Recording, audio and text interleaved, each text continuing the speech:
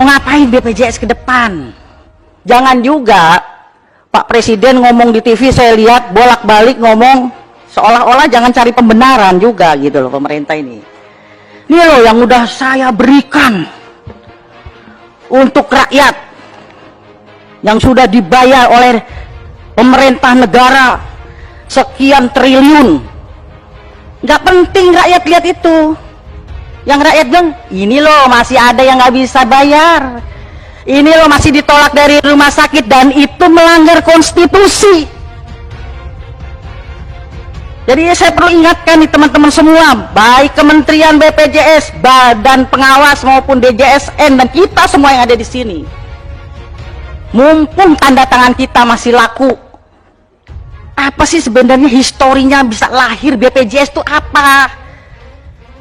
Kan ingin memotong birokrasi kesehatan supaya tidak berbelit-belit. Dulu ada Jamkesmas, Jamkesda, Askeskin, SKTM, bla bla bla bla, supaya mimpi kita ada jaminan sosial tingkat nasional, sehingga orang Pandeglang sakit di Bandung, orang Papua sakit di Aceh, itu semua hak warga negara Indonesia. Kita orang Indonesia punya hak yang sama. Itu perintah Undang-Undang Dasar 45 pasal 28H. Terus argumentasinya, iklannya di TV, saya muak kalau lihat gotong royong. Dengan gotong royong, yang sehat memberi yang sakit, semua tertolong. Gotong royong itu yang kata Bung Karno, bukan begitu. Misalnya bikin got, oh ada yang punya teh, ada yang punya singkong rebus, ada dengan sukarela, dan punya itu konsep gotong royong benernya. Dari Pancasila, Sila, Trisila, Ekasila, itulah gotong royong.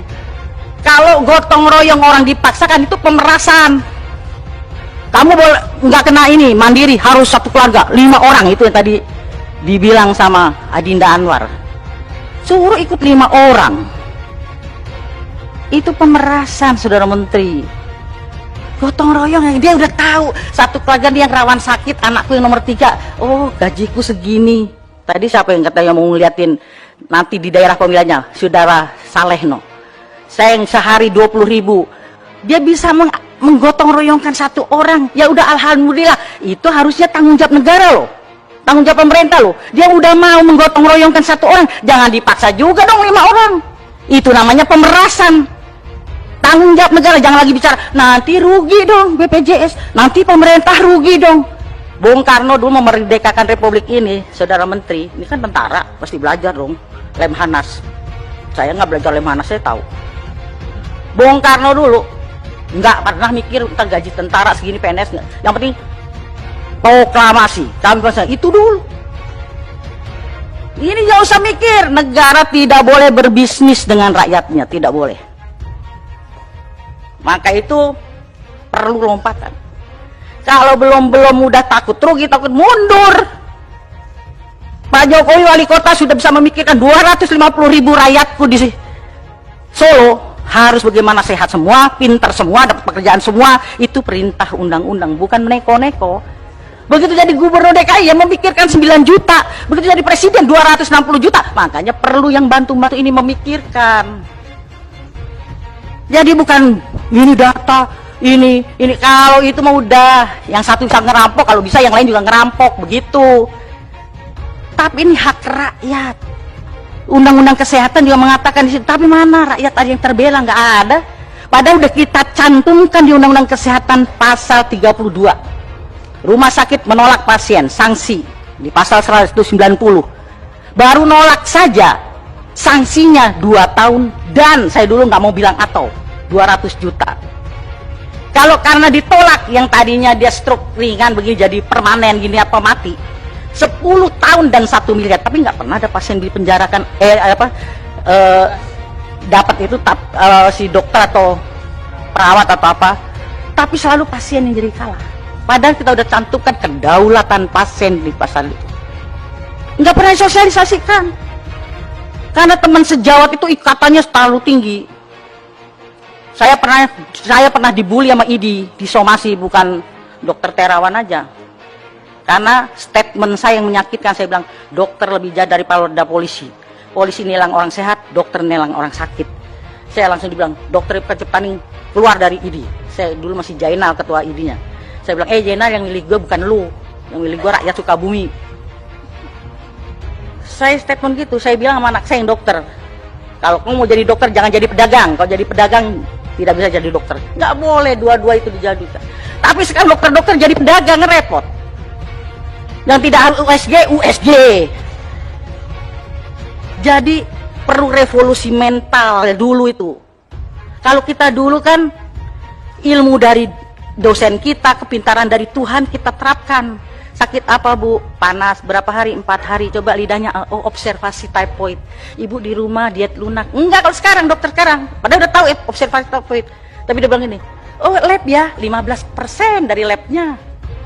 Ya kan? Dan salahnya lagi, ini kok labnya ragu ya? Ulang Bu, kan bukan salah pasiennya. Double 15%. Itu alat terpakai, konsul dokternya dapat, ya kan? Itulah kapitalisme masuk di bidang kesehatan. Yang tadinya kesehatan itu orientasi sosial, karena pengaruh kapitalisme bergeser menjadi komersial. Ini tanggung jawab kita bersama. Kalau cuma ngomong masalah defisit ini data, nggak selesai. Biar orang kaya juga punya hak yang sama, benar. Tapi persoalan negara baru bisa mengasuransikan kelas 3, ya lu kalau mau itu. Mimpi kita ke depan mudah-mudahan nanti bisa di kelas 1 kayak Kuba gitu. Jadi dari Fidel Castro sampai rakyat sama. Begitu. Tapi baru bisa kelas 3 ya. Kalau lu kurang nyaman ya lu carilah swasta. Tapi semua punya saksama dulu. Jangan nanti tiba-tiba PHK. Oh belum masuk data sakit nih ini. Ini karena bukan tim suksesnya nggak masuk ini. Yang penting itu. Dan pemerintah harus bisa semua kelas 3. Tadi Anwar betul itu. Swasta maupun ada undang-undangnya. Kan ada undang-undang rumah sakit. Bahwa rumah sakit swasta harus 25% atau 20% untuk kelas 3. Artinya gini, lu boleh dong bisnis di negara ini, tapi punya juga kontribusi lu untuk negara. 20%, 25% harus kelas 3. Kelas 3 itu untuk KIS. Ini jangan Jokowi bagi KIS-KISnya nggak laku di rumah sakit. Itu kan sama nyoreng mukanya Pak Presiden. Bagi KIS, tahu-tahu KIS di rumah sakit, Bu, kelas 3 penuh Bu, adanya kelas 1. Kenapa kelas 1-nya kosong? Supaya bayar dulu, namanya rakyat. Biarin deh suster, anak saya di kelas 1, udah KIS-nya dikantongin, nggak laku kan? Dia telepon temennya, utang dong anak saya dirawat di kelas 1. Untuk apa KIS? Ini PR kita. Tanggung jawab. Itu dewasnya gimana? Ini harus kita awasi, dan ini kebobolan di mana-mana pasti terjadi lah. Karena revolusi mental buat kita semua, dokternya kayak perawatnya kayak orang rumah sakitnya kayak BPJS-nya semua salah. Udah. Saya itu pernah berhayal mau tidur itu. Mimpi saya ke depan itu bagaimana ya suatu saat tidak boleh satu orang pun yang tertolak dari rumah sakit. Karena Undang-Undang Dasar 45 pasal 34 mengatakan negara berkewajiban menyediakan fasilitas kesehatan untuk semua rakyat. Artinya tidak boleh satu pun yang tidak terlayani. Kalau masih ada orang yang tidak bisa mengakses kesehatan, artinya kita masih gagal semua ini. Jangan dianggap kita berhasil. Menteri Kesehatannya kayak, DPR-nya kayak, ketua komisinya kayak, semua gagal. Jangan bilang hebat, enggak. Sama semuanya, jangan tepak dada. Masih ada di sekitar kita yang nangis. Bayi tidak bisa pulang di Bekasi karena ditahan rumah sakit. Bayangin. Soal itu, Pak, kalau punya KIS nggak apa-apa kan dia nggak pakai. Pasti dia pakai dong Jasindo. Makanya udah nggak usah data. Jadi usul konkret saya, sudah Menteri Kesehatan, usul pada Pak Jokowi. Kan sama-sama UGM. Belum ada presiden dari UKI.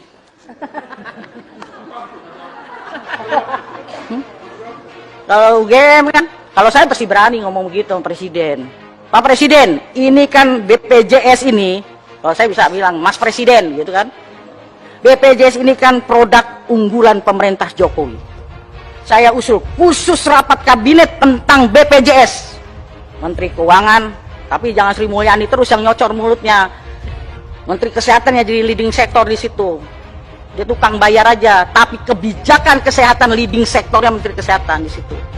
Dia tukang bayar, ya kan? Di situ ngomong tentang BPJS, karena ini carut marutnya bukan persoalan nanti Pemerintah kan sudah bayarin yang miskin sekian, tapi miskin tuh versi siapa? Tadi dibilang Ubin, ada TV, termasuk kategori tidak miskin. Orang itu TV dari mertuanya. Ubin dia suruh nempatin rumah mantunya. Tukang surveinya salah. Rumahnya gedung, ada motor, motornya kado.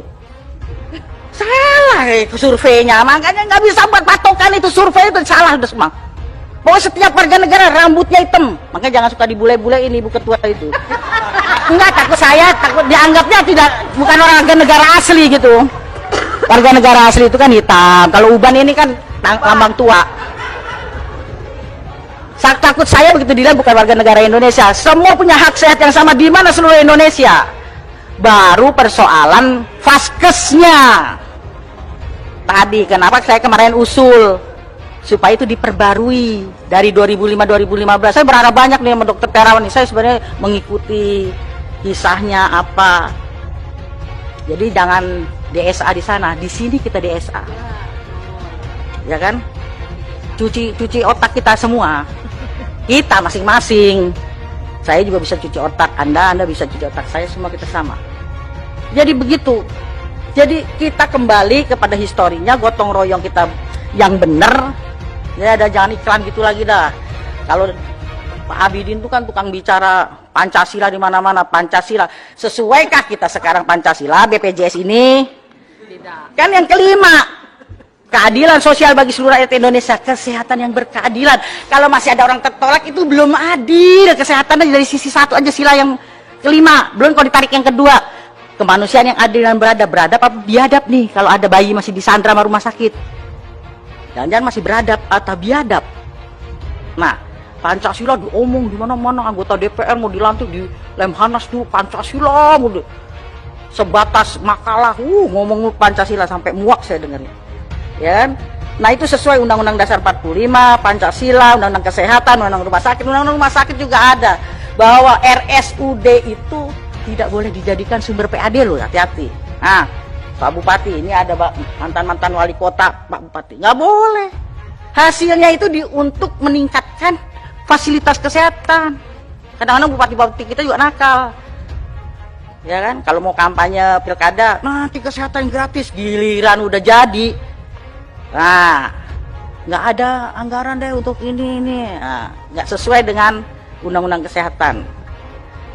Oh, sumpah Hipokrates, sekali-sekali Saudara Menteri datengin fakultas-fakultas kedokteran, kumpulin dokter-dokter umum, dokter spesialis.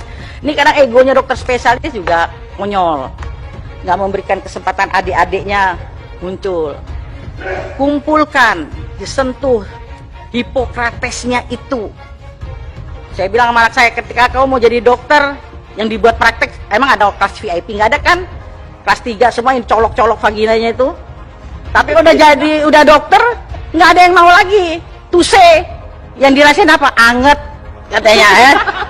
Saya dulu kan waktu itu tuse, apa yang dirasakan anget, nggak tahu pembukaan berapa itu.